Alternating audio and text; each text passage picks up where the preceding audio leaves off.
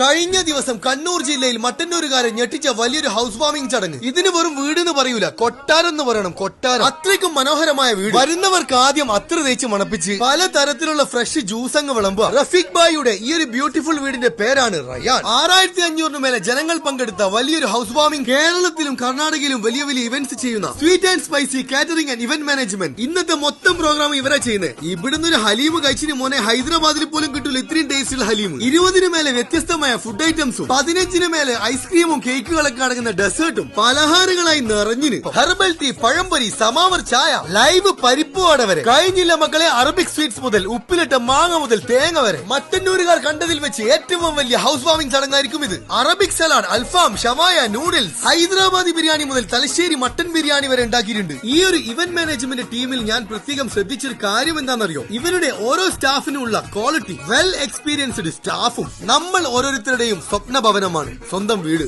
അത് സ്വർഗതുല്യമായിരിക്കണം അല്ലെ? എന്തായാലും മറക്കാനാവാത്ത ഒരു അടിപൊളി ഫംഗ്ഷന് പങ്കെടുക്കാൻ പറ്റി. സ്വീറ്റ് ആൻഡ് സ്പൈസി ടീമിനെ നമുക്കൊന്ന് പരിചയപ്പെടണ്ടേ? കുറച്ച് ചെറുപ്പക്കാർ കൂടി തുടങ്ങിയ സംരംഭം റഫീഖ് ഭായിയുടെ റൈഹാൻ എന്ന വീടിന്റെ ഹൗസ് വാമിംഗ് ആണ്.